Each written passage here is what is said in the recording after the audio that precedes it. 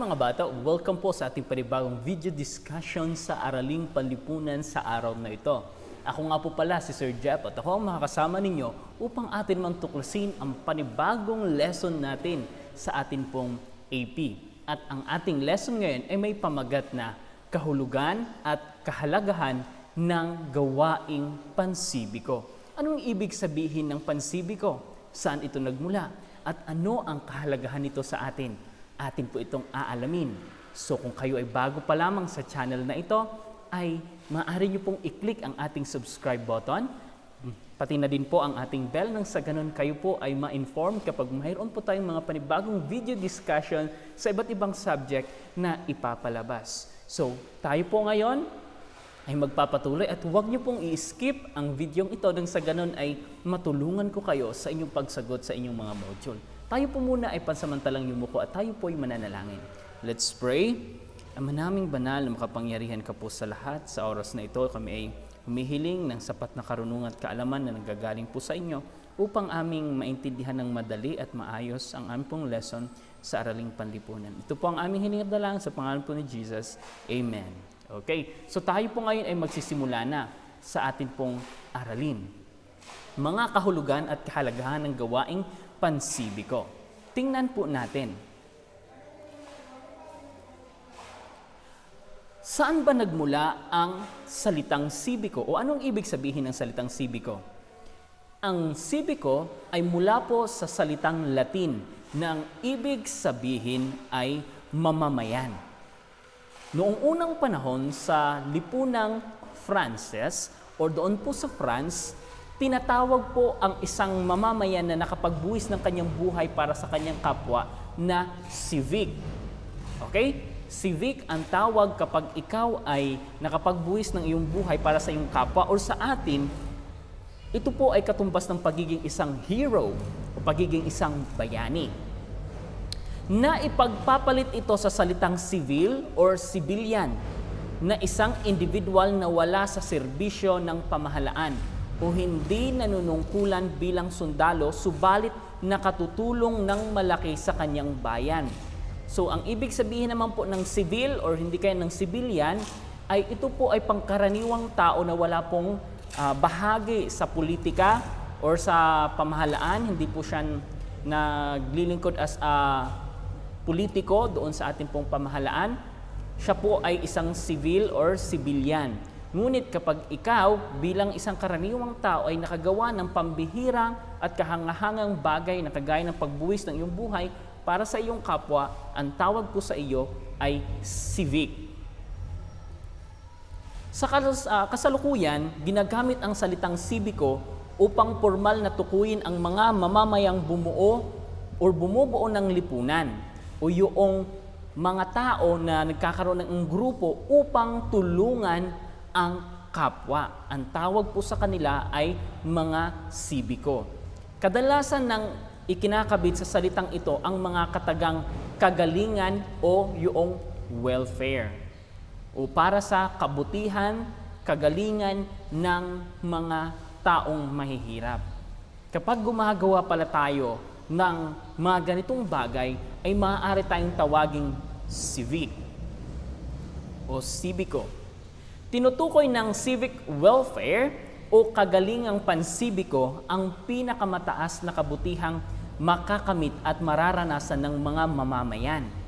So yung civic welfare, sila po ay grupo ng mga tao na naglalayon po na mapabuti ang kalagayan ng mga tao o mamamayan na nag-undergo sa kahirapan o yung mga walang makain, walang mainom, walang matirhan, sila po ay karaniwang tumutulong. Ang kabutihang ito ay natatamasa sapagkat nanggagaling sa atin pong mismong sarili. Ano po? Sapagkat tayo po ay willing po na tumugon sa atin pong pagmamalasakit sa ating kapwa mamamayan. Kaya ito po ay tinawag na civic welfare o yung pagboboluntaryo, kusang pagbibigay ng atin pong mga na kagamitan upang itulong sa mga taong salat sa buhay. Yun pala ang ibig sabihin ng kagalingang pansibiko or gawaing pansibiko.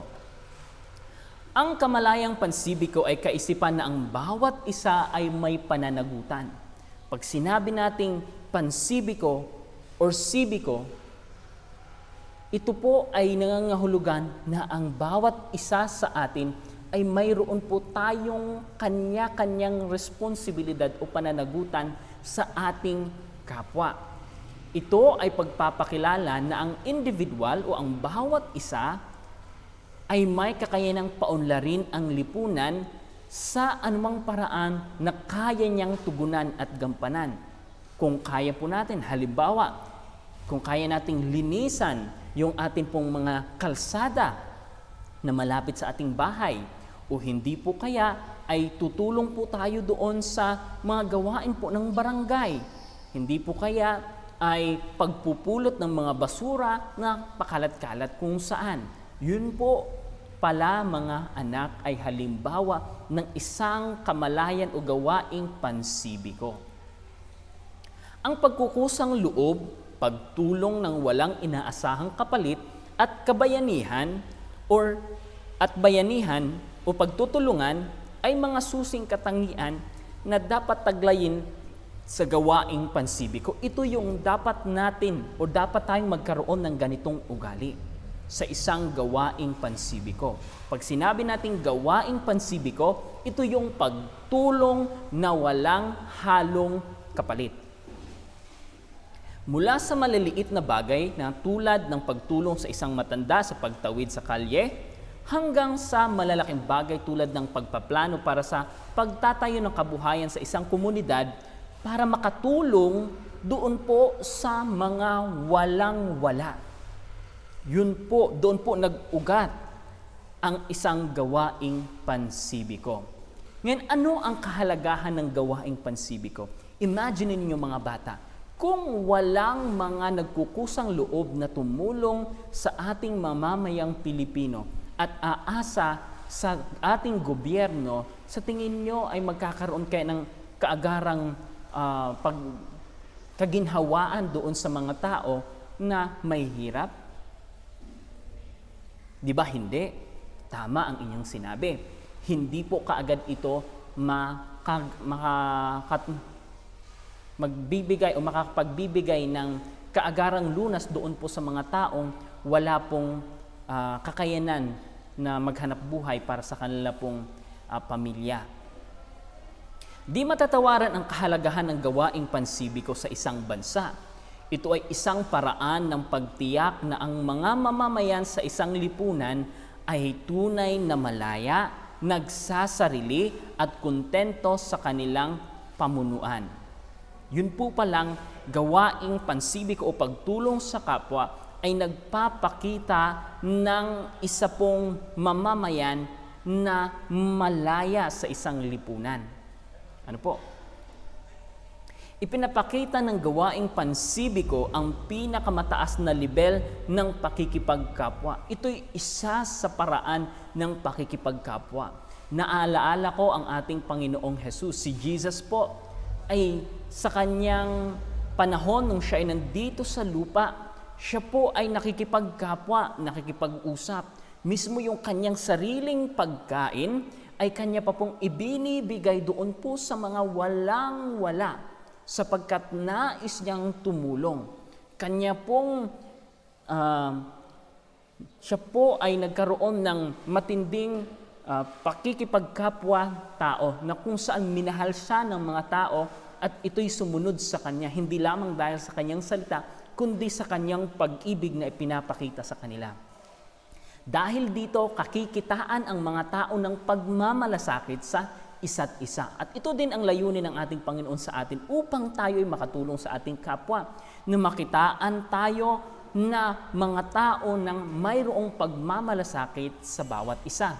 Nagkukusang loob tayo na makapaglingkod sa atin pong kapwa, lalo na yung mga mahihirap. Ang gawaing pansibiko ay kumikilos at tumutugon sa pangailangan ng iba. Kung tayo ay nasa gawaing pansibiko, tayo po ay nagvo-volunteer Tayo po ay nakikisama, nakikisangkot doon po sa mga programa na naglalayong makatulong sa ating kapwa, lalo na sa panahon ng kalamidad, kagaya ng pagkakaroon ng bagyo o hindi kaya ay flash flood, na kung saan ay maraming natatrap na mga tao sa isang lugar at nagugutom, kagaya nung sa Tacloban, kagaya noong sa Cagayan, na kung saan marami po ang naapektuhan at namatay.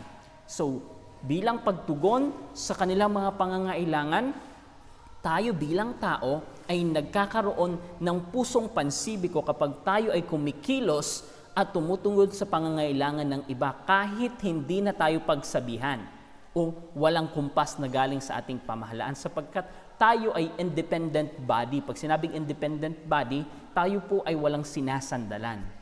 May sarili silang motibo at ito ay ang masidhing pagnanasang makapaglingkod sa kapwa kahit walang posisyon at kabayaran.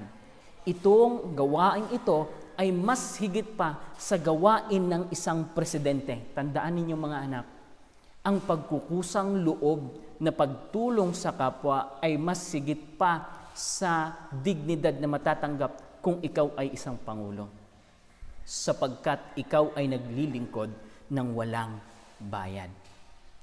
Napakahalaga ng kagalingang pansibiko dahil tinitiyak nitong ang bawat mamamayan ay nabubuhay ng matiwasay at payapa, na kung ang ating kapwa ay may pangangailangan, tinutugunan kaagad natin sapagkat tayo ay mayroong willingness na tumugon at tumulong sa kanila sa kanilang pangangailangan. Higit na mapapadali o mapadadali ang serbisyong publiko kung ang bawat isa ay handa sa paglilingkod at pagtulong. Hindi kaya lamang ng pamahalaan na tugunan lahat ng pangangailangan ng ating bansa. Kaya tayo bilang isang mamamayan na may sapat na kayamanan sa atin o pera o mga kagamitan na maaari nating itulong, ay maaari po nating itulong. Mas malawak ang maaabot ng mga ahensyang pampamahalaan kung magsama-sama ang mga institusyong binubuo ng mga individual o mga bawat isa sa atin na naglalayong tumulong, na mayroon tayong motibo upang mapahusay natin ang kalagayan ng mga tao sa atin pong bansa. Hindi lang sa ating bansa, kundi sa buong mundo. Kaya ngayon ating natutunan mga anak kung anong ibig sabihin ng sibiko, kagalingang pansibiko at gawaing pansibiko. Alalahanin lang natin ang ginawa ng ating Panginoong Hesus nung siya ay nandito, na kanyang inalalayan, kanyang itinuring ang bawat isa na mahalaga sa bayan ng Diyos. Wala siyang kinikilingan, lahat ng mga nangangailangan kanyang binibigyan ng pagkain, kanyang pinapakain, at higit sa lahat, ang hindi niya kailangang kinalimutan ay ipinakain sa kanila ang salita ng Diyos, nang sa ganun magkaroon sila ng buhay na walang hanggan. Hanggang dito na lang tayo mga anak, ang ating lesson, at I hope na kayo maraming natutunan, at kung inyo po itong kung kayo po ay maraming natutunan at nag-enjoy sa video ito, ay maaari nyo pong i-click ang thumbs up o hindi po kaya ang like.